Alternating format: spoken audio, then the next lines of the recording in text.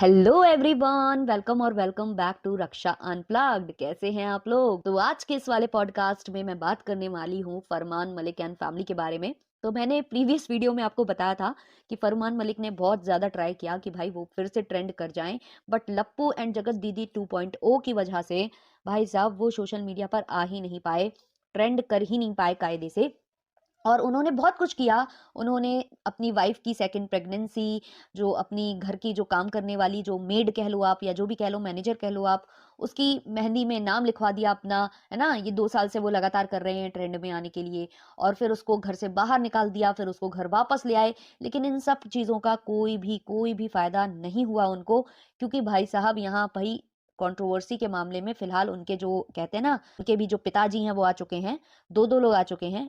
तो आपको मैं बता ही चुकी हूँ वो कौन है, लप्पू एंड जगत दीदी 2.0। तो अब फाइनली जो है इन्होंने फिर से एक पासा फेंका है अपने आप को ट्रेंड में लाने के लिए, और इन्होंने पक्ष के साथ पॉडकास्ट की है जिसमें वो जनता के सवालों का जवाब देती नजर आ रही थी। और मैंने अपने पहले वाले पॉडकास्ट में ही ये चीज क्लियर आप लोगों को कर दी थी कि ये कुछ भी बोलेंगी, बातों को गोलमोल करेंगी, ये कुछ भी सीधा बोलने वाली नहीं है पक्ष। इस लेडी को मैं पहले भी देख चुकी हूँ, इसने पहले भी ऑडियंस के जो सवाल है उनका जवाब दिया था और सब कुछ गोलमोल किया था, और आज फिर इन्होंने गोलमोल किया है। लोगों ने इनसे पूछा कि भाई तुम फरमान को राखी क्यों नहीं बांधती, उनको भाई क्यों नहीं बोलती। तो वो ये नहीं बोल रही है क्यों नहीं बोलती, क्या नहीं बोलती, मेरा एक ही भाई है, मेरा ये है, मेरा वो है। अरे सीधे बोलो ना कि भाई मैं उनको प्यार करती हूँ और मैं उनकी तीसरी चौथी वाइफ हूँ। बोलो ये चीज खुलकर, बट ये नहीं बोलना चाहते हैं, ये गोलमोल करना चाहते हैं। किसी भी चीज का इन्होंने सही से आंसर नहीं दिया है। और जब भी इनसे कोई क्वेश्चन किया जाता है तो कहते क्या है, ऑडियंस का ही मतलब कह दें, आपकी ही सोच गंदी है, ऑडियंस की सोच गंदी है। भाई साहब इन्होंने ऑडियंस को ही ब्लेम कर दिया यहाँ पर, और पहले भी ये कर चुकी हैं। छोटे कपड़े पहनो तुम, जिम में जो है किसी दूसरे के पुरुष के साथ जो है पोज करो तुम, अजीबोगरीब वीडियोस शूट करो तुम किसी दूसरे मर्द के साथ, और अगर तुम्हें कोई कुछ बोल दे तो भाई सोच दूसरे की गंदी है। भाई हम इंडिया में रहते हैं, इंडिया में किस तरीके से कौन क्या क्या रिचुअल्स फॉलो करते हैं, किस तरीके से हम दूसरे पुरुषों के साथ पेश आते हैं, और स्पेशली ऐसा पुरुष जिसकी ऑलरेडी 2 वाइफ्स हैं, तो उसके साथ किस तरीके से आपको पेश आना चाहिए। और दूसरी बात, जब आपका नाम बार बार उसके साथ जुड़ रहा है तो आपको एक लाइन ड्रॉ करनी चाहिए, बट आपने कभी ये सब नहीं किया। आपने बल्कि वही काम किया जिसके लिए आपको जो है टारगेट किया जा रहा है। ऊपर से फिर आप बोलते हो कि सोच दूसरे की गंदी है। ये कैसे संभव है? ये तो आप भाई बहुत बड़े दोगले हो। आप मतलब क्या चाहते हो कि लोग बात भी करें मेरे बारे में और गंदी सोच तुम्हारी है। गंदी सोच के लिए मजबूर भी तो आप ही लोग कर रहे हो। क्या आपने किसी नॉर्मल लेडी को किसी दूसरे पराये पुरुष के साथ इस तरीके से जिम में वर्कआउट करते देखा है? इतनी छोटे छोटे कच्छों, इतने छोटे छोटे जो कहते हैं ना क्रॉप टॉप टाइप वाले ड्रेसेस में आपने कभी किसी को इस तरीके से पोज करते, इस तरीके के रील बनाते हुए देखा है? इनसे कुछ भी पूछा जाता है, बातें गोलमोल करना।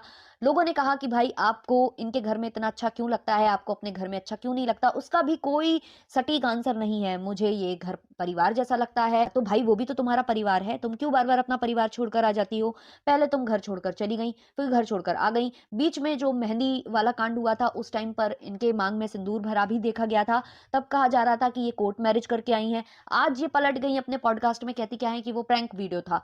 पर हमने तो उस पूरे वीडियो में कहीं नहीं देखा कि आपने बोला हो कि ये प्रैंक था। कि क्या आप ऑडियंस को सी समझते हो या सी बनाने की कोशिश करते हो? क्या आप चाहते हो? मुझे बिल्कुल भी इन लोगों के जो थॉट्स हैं वो समझ में नहीं आते। पहले इन्होंने कहा था, फर्स्ट टाइम जब इनकी मेहंदी में नाम देखा गया था तो इन्होंने ये बोल दिया था कि किसी ने वो एडिट की है फोटो, उसकी मेहंदी में मेरा नाम नहीं था, उसको एडिट किया गया है। सेकंड टाइम इनकी मेहंदी में दोबारा से वो नाम देखा गया, तो ये क्या बोलते हैं कि फंदीप नाम के तो बहुत लोग होते हैं। तो यहाँ इन्होंने ये गोलमोल कर दिया। तो मतलब लगातार 2 सालों से उसकी मेहंदी में सेम नाम है। एक बार आप कहते हो एडिट किया और दूसरी बार कहते हो कि उस नाम का कोई और भी हो सकता है। तो फिर कोई और हो सकता है तो उसको कैमरे पर क्यों नहीं लाती है ये? और फिर ये घर छोड़कर क्यों गई थी? इनका कहना है कि ये कोई बिजनेस बिजनेस करने गई थी, ऐसा करने गई थी, वैसा करने गई थी।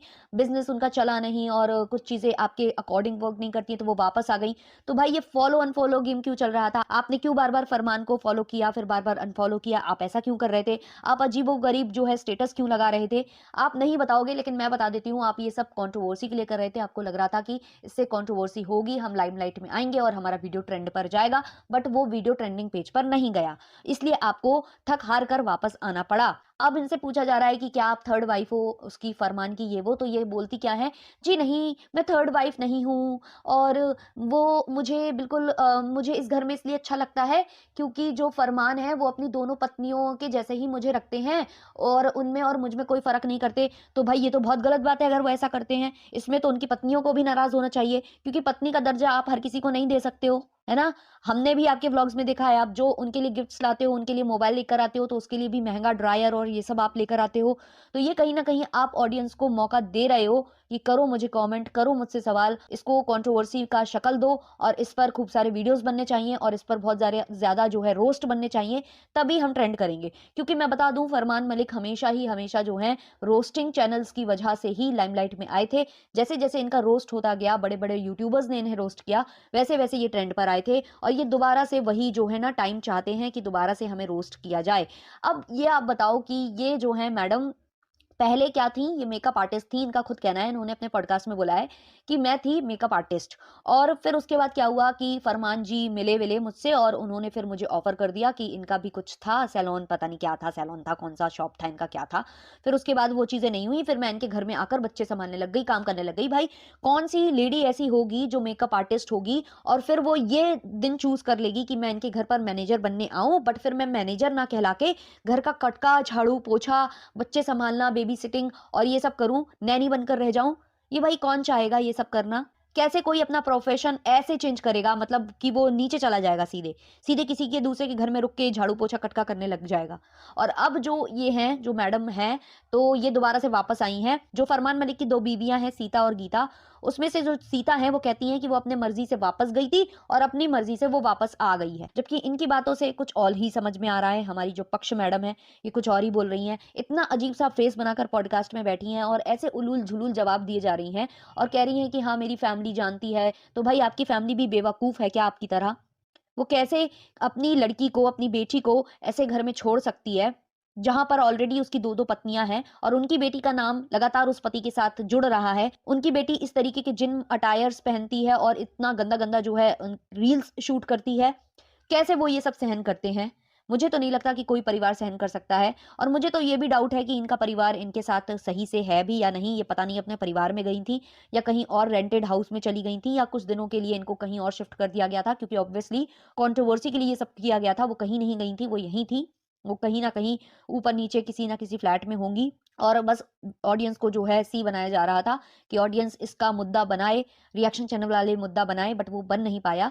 तो मुझे नहीं लगता कि इनकी फैमिली भी इनको कुछ खास पसंद करती होगी इनकी इन हरकतों की वजह से, और यही कारण है कि इनके पास अब कोई और ऑप्शन नहीं है, जो ये इनके घर में ही रहती हैं। इतना ही मुझे इनके जो है वीडियो से समझ में आता है, तभी ये इस तरीके से पूरा खुली छूट के साथ इस तरीके से कर पाती हैं, वरना कोई भी नहीं कर सकता। और रही बात कि भाई एक जैसा रखते हैं वैसा रखते हैं, भाई क्यों रखते हैं? आपको भी ऐसा अजीब नहीं लगता कि आपको इस तरीके से क्यों बिहेव किया जाता है आपके साथ? आपके घर की और भी स्त्रियां हैं, मैं कमेंट सेक्शन देख रही थी, आपके घर की और भी जो औरतें हैं जो वहां काम करती हैं, उन्होंने फरमान को राखी बांधी है, बट आप हमेशा राखी बांधने से जो है रिफ्यूज कर देते हो। रक्षाबंधन पर ही आप भाग जाते हो और फिर दोबारा वापस आ जाते हो जब रक्षाबंधन कंप्लीट हो जाता है।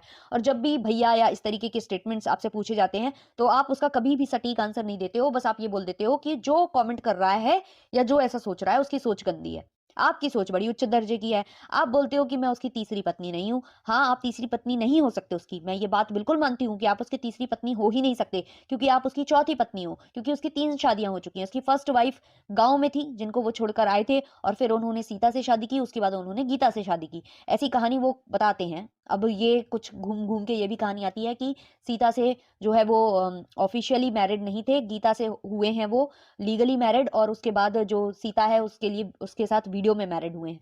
तो इस तरीके से 3 पत्नियां हैं उनकी लंबसम्ब माना जाए तो, और आप फिर चौथी वाली आती हो, इसलिए आप इतने जो है कॉन्फिडेंटली बोलते हो कि नहीं मैं तीसरी पत्नी नहीं हूँ। ऊपर से ये जो ब्लॉगर्स हैं, ये कुछ भी हैं, ये इस तरीके की बातें करते हैं घूम फिर कर।